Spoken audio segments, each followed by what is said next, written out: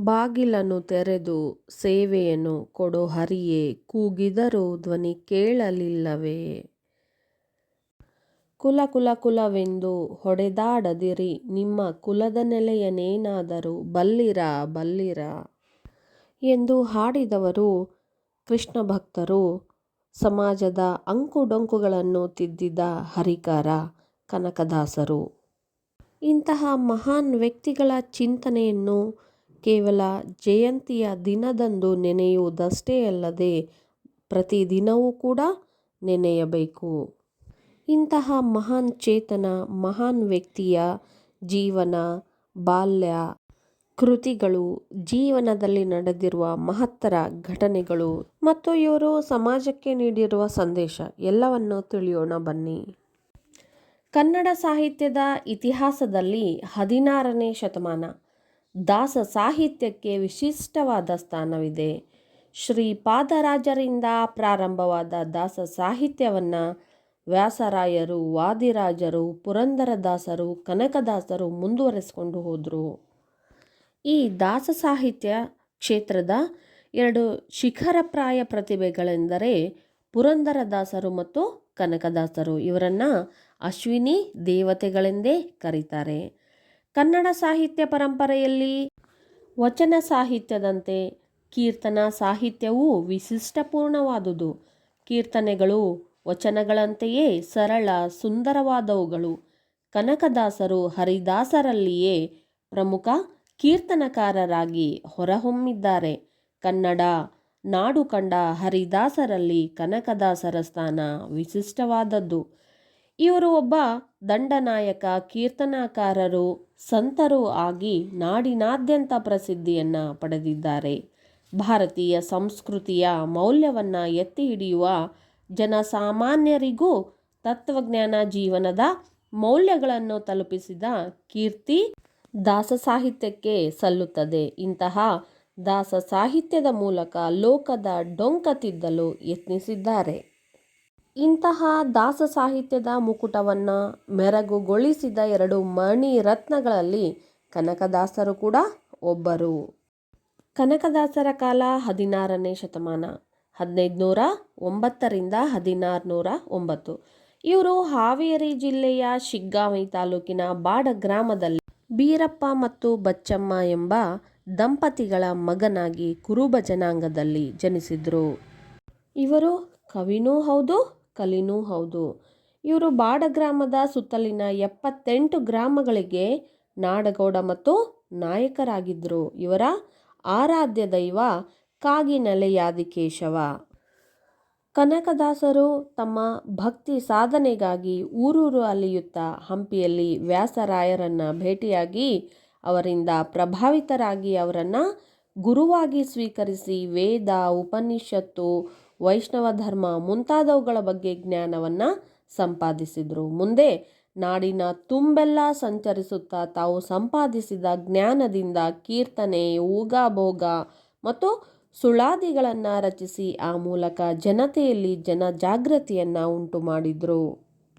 ಜಾತಿಯ ಮೇಲು ಕೀಳುಗಳನ್ನು ಹೋಗಲಾಡಿಸುವುದರ ಜೊತೆಗೆ ಜನತೆಯಲ್ಲಿ ಸಾಮಾಜಿಕ ಚಿಂತನೆಯನ್ನು ಉದ್ದೀಪಿಸಿದ ಇವರು ದಾಸ ಸಾಹಿತ್ಯಕ್ಕೆ ಮತ್ತು ಸಂಗೀತಕ್ಕೆ ಮಹತ್ತರವಾದ ಕೊಡುಗೆಗಳನ್ನು ನೀಡಿದ್ದಾರೆ. ಕನಕದಾಸರ ಮೂಲ ಹೆಸರು ತಿಮ್ಮಪ್ಪ ನಾಯಕ. ಶಿಗ್ಗಾಂವಿ ಇವರ ಜನ್ಮಭೂಮಿಯಾದರೆ ಬ್ಯಾಡಗಿ ತಾಲೂಕಿನ ಕಾಗಿನೆಲೆ ಇವರ ಕರ್ಮಭೂಮಿ. ಇವರು ವಿಜಯನಗರ ಅರಸರ ಆಡಳಿತದಲ್ಲಿ ದಂಡನಾಯಕರಾಗಿದ್ದರು. ಆಗ ಯುದ್ಧದಲ್ಲಿ ಪಾಲ್ಗೊಂಡು ಅಲ್ಲಿ ಕಂಡ ಹಿಂಸೆಯಿಂದ ಇವರು ಕನಕದಾಸರಾಗ್ತಾರೆ. ಮತ್ತು ಇವರಿಗೆ ಕೊಪ್ಪರಿಗೆ ಚಿನ್ನ ಅಂದರೆ ಕನಕ, ಬಂಗಾರ ಸಿಕ್ಕಿರೋದ್ರಿಂದ ಇವರು ಕನಕದಾಸರಾಗ್ತಾರೆ. ವ್ಯಾಸರಾಯರ ಶಿಷ್ಯರಾಗಿ ಇನ್ನೂ ಕೂಡ ಮುಂದೆ ಕನಕದಾಸರಾಗ್ತಾರೆ ಎನ್ನುವಂಥ ಇತಿಹಾಸ ಇದೆ, ಪ್ರತೀತಗಳಿವೆ. ಕಾಗಿನೆಲೆ ಆದಿಕೇಶವನಂತೆ ಉಡುಪಿಯ ಶ್ರೀ ಕೃಷ್ಣನಿಗೂ ಕನಕದಾಸರಿಗೂ ಅವಿನಾಭಾವ ಸಂಬಂಧ ಇದೆ. ಒಮ್ಮೆ ಕನಕದಾಸರು ಶ್ರೀಕೃಷ್ಣನ ದರ್ಶನಕ್ಕೆ ಉಡುಪಿಗೆ ಹೋದಾಗ ಕುರುಬ ಜನಾಂಗದಲ್ಲಿ ಜನಿಸಿದ್ದಾರೆ ಎನ್ನುವ ಕಾರಣಕ್ಕೆ ಇವರನ್ನು ಒಳಗಡೆ ಬಿಡಲಿಲ್ಲ. ಕಾರಣ ಕನಕದಾಸರು ದೇವಸ್ಥಾನದ ಹಿಂದಿನಿಂದ ಶ್ರೀಕೃಷ್ಣನ ಕೀರ್ತನೆಯನ್ನು ಹಾಡೋದಕ್ಕೆ ಪ್ರಾರಂಭ ಮಾಡಿದರು.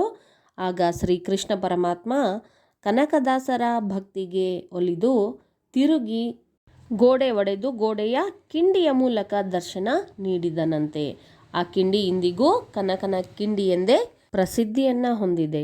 ಭಕ್ತಿ, ಕವಿತ್ವ ಮತ್ತು ಸಂಗೀತದ ಸಾಧನೆಗೆ ಜಾತಿ ಎಂದೂ ತೊಡಕಾಗುವುದಿಲ್ಲ ಎನ್ನುವುದಕ್ಕೆ ಕನಕದಾಸರು ಒಂದು ಜೀವಂತ ಜ್ವಲಂತ ಉದಾಹರಣೆಯಾಗಿದ್ದಾರೆ. ನಾನು ಹೋದರೆ ಹೋದೇನು ಎನ್ನುವುದು ಕನಕದಾಸರ ಪ್ರಸಿದ್ಧ ಉಕ್ತಿ. ಒಮ್ಮೆ ಒಂದು ಪಂಡಿತರ ಸಭೆಯಲ್ಲಿ ಯಾರು ಸ್ವರ್ಗಕ್ಕೆ ಹೋಗಬಹುದು ಎನ್ನುವ ಪ್ರಶ್ನೆ ಎದ್ದಾಗ ಕನಕದಾಸರು ನಾನು ಹೋದರೆ ಹೋದೇನು ಅಂತ ಹೇಳಿದ್ರು.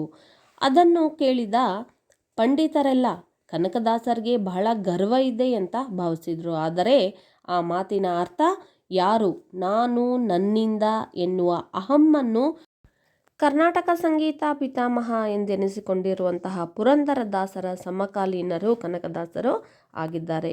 ಇವರು ಸುಮಾರು 240ಕ್ಕೂ ಹೆಚ್ಚು ಕೀರ್ತನೆಗಳನ್ನು ರಚಿಸಿದ್ದಾರೆ. ಹರಿಭಕ್ತಸಾರ, ನಳಚರಿತ್ರೆ, ರಾಮಧಾನ್ಯ ಚರಿತೆ ಇವು ಷಟ್ಪದಿ ಕಾವ್ಯಗಳು. ಮೋಹನ ತರಂಗಿಣಿ ಇದು ಸಾಂಗತ್ಯ ಕೃತಿ.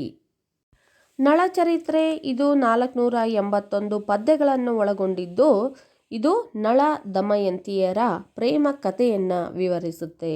ಹಾಗೆ ಹರಿಭಕ್ತಸಾರ ಇದರಲ್ಲಿ 110 ಪದ್ಯಗಳಿದ್ದು ಇದು ಭಾಮಿನಿ ಷಟ್ಪದಿಯಲ್ಲಿದೆ. ಮತ್ತೊಂದು ಕೃತಿ ನೃಸಿಂಹಾವತಾರ. ಇದರಲ್ಲಿ ನರಸಿಂಹನ ಅವತಾರದ ಕುರಿತಾಗಿ ವಿವರಿಸಲಾಗಿದೆ. ಮತ್ತೊಂದು ರಾಮಧಾನ್ಯ ಚರಿತೆ, ರಾಗಿ ಮತ್ತು ಅಕ್ಕಿಯ ಮಹತ್ವದ ಕುರಿತು ಮತ್ತು ಪರಮಾತ್ಮನ ಶ್ಲಾಘನೆಯನ್ನು ಕೂಡ ಇದರಲ್ಲಿ ಮಾಡಲಾಗಿದೆ. ಇನ್ನೊಂದು ಮೋಹನ ತರಂಗಿಣಿ, ಇದು ಒಂದು ಕಾವ್ಯವಾಗಿದೆ. ಒಟ್ಟಾರೆಯಾಗಿ ಹೇಳೋದಾದರೆ ಕನಕದಾಸರು ನಾಡು ಕಂಡ ಅಪ್ರತಿಮ ದಾಸರಾಗಿದ್ದು ದಾಸ ಶ್ರೇಷ್ಠರಲ್ಲಿ ಶ್ರೇಷ್ಠರಾದವರು ಎಂದೆನಿಸಿಕೊಂಡಿದ್ದಾರೆ. ಇವರು ರಚಿಸಿದ ಕೃತಿಗಳು ಅಂದು ಸಮಾಜದ ಅಂಕು ಡೊಂಕುಗಳನ್ನು ತಿದ್ದಿದ್ದಲ್ಲದೆ ಪ್ರಸ್ತುತ ದಿನಗಳಲ್ಲಿಯೂ ಸಹ ಸಮಾಜದ ಸಾಮಾಜಿಕ ಜಾಗೃತಿಗೆ ಪ್ರಮುಖ ಪಾತ್ರವನ್ನು ವಹಿಸುತ್ತವೆ. ಇವರು 1509ರಲ್ಲಿ ಜನಿಸಿದ್ದು 1609ರಲ್ಲಿ ಕಾಗಿನೆಲೆಯಲ್ಲಿ ಇಹಲೋಕವನ್ನು ತ್ಯಜಿಸಿದರು. ಸಮಾಜದ ಒಳಿತಿಗಾಗಿ ಇವರು ಮಾಡಿರುವ ಸೇವೆ ಕಂಡು ಕಾಗಿನೆಲೆಯಲ್ಲಿ ಇವರ ಗದ್ದುಗೆ ಕೂಡ ನಿರ್ಮಾಣ ಮಾಡಲಾಗಿದೆ.